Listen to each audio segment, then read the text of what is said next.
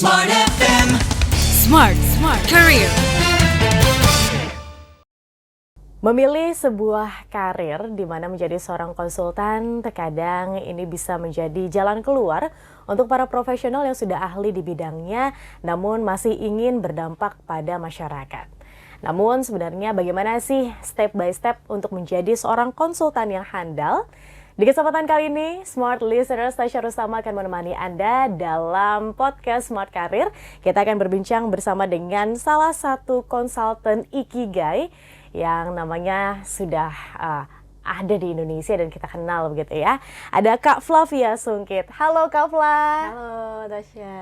Gimana kabarnya? Baik, puji Tuhan. Kita ngomongin soal gimana caranya untuk bisa jadi seorang konsultan yang handal. Kadang kan gini, ada kan untuk umur di Indonesia sendiri gitu kan pekerja sekitar 30 tahun itu kayaknya udah tua begitu kan dianggapnya ya, padahal itu masih bisa berkontribusi. Padahal dia juga sudah profesional. Kadang untuk jalan keluarnya adalah menjadi seorang konsultan. Tapi apakah selalu demikian atau sebenarnya ada sih jalur-jalur yang lain jika kita ingin punya karir sebagai seorang konsultan? Silakan Kak Fla. Oke, jadi untuk menjadi seorang konsultan, kalau dari pengalaman saya, memang sebaiknya itu kita punya best practice di bidang yang mau nanti kita geluti gitu. Misalnya, let's say saya ketika saya lulus kuliah di Master of Psychology yang fokusnya di industrial field, itu memang pengen ada keinginan someday jadi konsultan. Berarti pilihannya kan dua, saya masuk ke industri consulting, jadi profesional di situ, atau saya memang masuk ke real industry ya. Nah, waktu itu memang saya lebih memilih untuk masuk ke yang real industry-nya dulu gitu, karena menurut saya lebih dekat dengan case di lapangan. Karena kalau misalnya masuk ke consulting industry itu kan ya jadi konsultan di perusahaan konsultan gitu ya. Sepertinya kok belum punya best practice yang oke gitu. Nah, that's why waktu itu saya memutuskan untuk berkarir dulu di industri yang real, kemudian setelah itu ketika ada kesempatan baru membuka konsultan sendiri gitu. Berarti ada juga ya maksudnya jenjang karir yang mungkin orang-orang masih fresh graduate begitu kan sudah menjadi konsultan atau seperti apa? Ada. Di tempat saya pun ada beberapa fresh graduate yang mereka bantu di Ikigai Consulting gitu sebagai junior consultant tapi. Nah, itu tergantung masing-masing industri konsultannya, masing-masing perusahaan konsultannya, dan bagaimana sebenarnya kita itu bisa memaparkan yang para fresh grade ini ke case-case yang ada. Jadi nggak mungkin dilepas gitu ya. Tasya. Jadi bahkan di big consulting pun pasti mereka ada layer-layernya. Biasa akan mulai jadi analis dulu nih untuk analisa data, kemudian akan bantu si senior consultant atau head of consultantnya untuk turun ke lapangan. Jadi sebenarnya ada dua jalur sih. Either memang mau langsung ke perusahaan konsultan atau ya mau ke real industry-nya dulu nih gitu. Start dari apa sih Kak Fla? Kalau kita misalnya mau punya karir sebagai seorang konsultan, apa yang harus kita miliki? Skill apa? Oke. Nah, yang pertama, first thing first, konsultan itu kan banyak ya. Ada konsultan keuangan, ada konsultan pajak. Kalau saya di bidang human resource. Ada juga konsultan marketing gitu ya. Nah, yang pertama adalah ya kita harus lihat dulu kita mau terjun di bidang apa. Karena konsultan tuh banyak banget.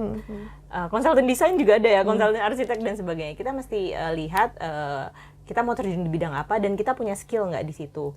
Dan yang terpenting kita harus create service-nya apa nih, apa yang mau kita jual dari skill kita gitu, project-projectnya seperti apa. Jadi hal tersebut yang memang harus dipastikan sih untuk menjadi seorang konsultan, dan terutama konsultan itu kan seperti spesialis ya. Iya benar. Jadi harus memperkaya diri dengan pengetahuan terkait di bidang itu, update-nya seperti apa, dan terutama best practice-nya sih. Karena kadang kalau kita cuma punya ilmunya nih, kalau kayak di kuliah ya kita cuma belajar doang, teori doang, di lapangannya kita nggak ada case yang pernah kita tangani. Nah itu tuh biasanya apa ya, mungkin bahasa Gen Z sekarang kayak di lapangan tuh kentang gitu ya. Gitu, jadinya nggak relate ke klien gitu sih. Oke, berarti butuh pengalaman begitu ya, butuh analisis yang baik begitu kan. Kalau andai kata mau jadi seorang konsultan, kalau menurut Kak Fla sendiri begitu ya, untuk bisa relate begitu, memberikan solusi, adakah indikatornya seorang konsultan ini bagus dan tidak bagus?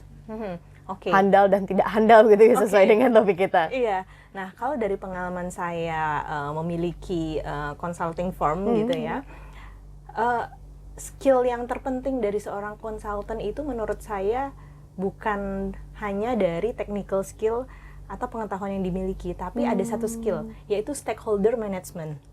Jadi bagaimana mengelola stakeholder. Karena ketika di lapangan itu banyak banget stakeholder yang mungkin punya kepentingan tertentu, ya kan? Kan masing-masing punya KPI itu. Kemudian mungkin mereka punya project tertentu, mereka punya kebutuhan tertentu. Terutama ketika kita di lapangan, kita harus memediasi antara leaders, tim leaders, dan business owner. Kadang business owner tanyanya apa, tim leaders punya kapasitasnya seperti apa. Nah, kita yang di tengah-tengah ini kita harus pintar untuk bisa memanage kebutuhan mereka, kemudian keinginan mereka, dan target-target mereka. Nah, menurut saya tuh itu penting banget sih. Karena itu yang kalau di tempat saya ya kan kami punya konsultan associate gitu ya. Itu bisa kelihatan konsultan yang memang handal untuk punya skill stakeholder management, mereka secara project akan lebih smooth daripada konsultan mungkin yang pinter doang nih gitu ya, tapi stakeholder managementnya kurang. Akhirnya mereka akan eskalasi ke kami di manajemen gitu. Akhirnya biasanya kami harus turun tangan gitu. Berdiplomasi berarti ya? Iya, bahasanya itu ya, istilahnya itu ya, betul. Karena dia yang menjembatani antara para stakeholder ini dan akhirnya bisa menciptakan tujuan bersama begitu kan? Betul, karena konsultan itu seperti seni juga ya. Mungkin kita punya pengetahuan, kita punya best practice, kita punya teori, tapi kembali lagi, bagaimana kita menyatukan itu menjadi sebuah solusi yang pas nih untuk kebutuhan klien gitu. Karena walaupun industrinya sama, misalnya F&B ya, sama-sama F&B 1 dan F&B 2 mungkin industrinya sama-sama kopi gitu. Tapi pasti punya hal yang berbeda gitu. Jadi kita nggak bisa copy paste gitu ya.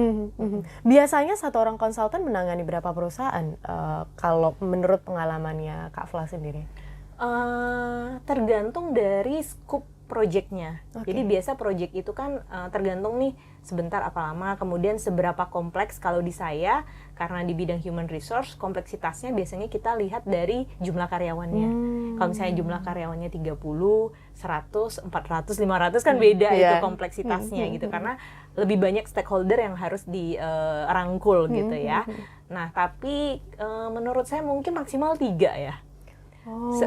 Sekali waktu itu maksimal 3 project itu udah cukup banyak sih. Biasa kalau more than that itu udah chaos. Udah chaos ya. Karena tadi Kak Fla juga bilang sendiri, setiap perusahaan pasti punya racikan ramuannya yang berbeda begitu kan. Betul. Dan ini harus di-customize, namanya juga konsultan, dia harus bisa bagaimana meng-create begitu kan agar perusahaan ini sesuai dengan target dan tujuannya begitu kan ya Kak Fla? Betul, dan ketika turun ke project itu bukan satu konsultan, tapi kita terjunkan as a team gitu. Jadi nggak mungkin tuh cuma satu orang yang di project itu, pasti mungkin tergantung kompleksitasnya, tapi mungkin minimal 3 orang lah. Oke, baik. Aku mau menyelam sedikit begitu ya ke Ikigai Consulting yang Kak Fla miliki begitu.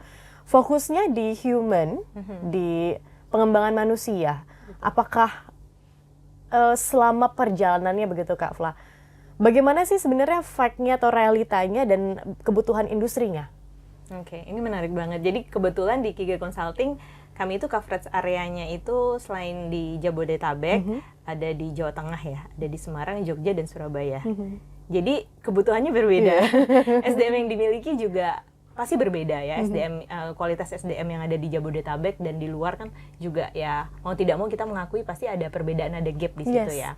Jadi sebagai konsultan sebenarnya bagaimana kita bisa menyesuaikan dengan baseline kemampuan mereka juga sih. Misalnya untuk di Jabodetabek mungkin kita bisa membuat sistem yang lebih digital misalnya ya. Misalnya kita bisa menggunakan digital tools karena mungkin udah terbiasa nih. Tapi kalau di luar Jabodetabek gitu ya, sesuatu yang terkait digital tuh masih PR banget. Jadi mungkin itu jadi masih manual lah gitu ya, banyak manual.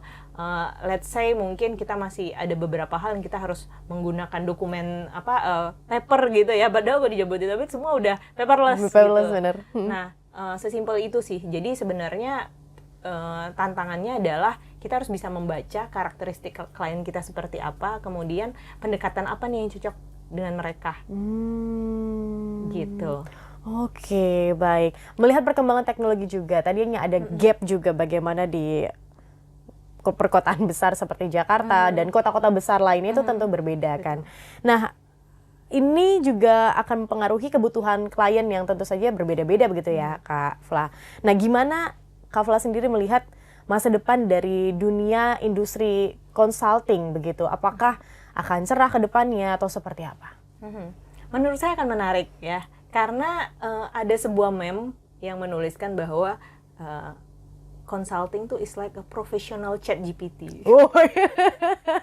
Ada meme yang seperti itu gitu kan, yang nggak salah juga gitu. Sebenarnya bagaimana kita melihat chat GPT atau AI itu sebagai teman ya, yang bisa memudahkan kinerja konsultan. Karena sebenarnya klien-klien itu selain mungkin mereka tidak paham dan tidak tahu sebenarnya kenapa mereka pakai konsultan, karena mereka tidak punya waktu untuk mengerjakan, bukan nggak bisa.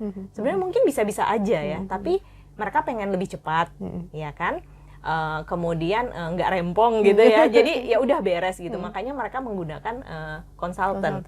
Dan mungkin di internal mereka kalau bisa pun mereka masih banyak pekerjaan operasional yang day to day, ya kan? Day to day-nya tetap mesti jalan nih gitu. That's why mereka juga akhirnya memilih untuk menggunakan konsultan. Dan untuk konsultan sendiri, menurut saya kedepannya menarik karena akan banyak banget teknologi yang harusnya bisa kita rangkul dan bisa jadi tool supaya kinerja konsultan tuh juga lebih mantep.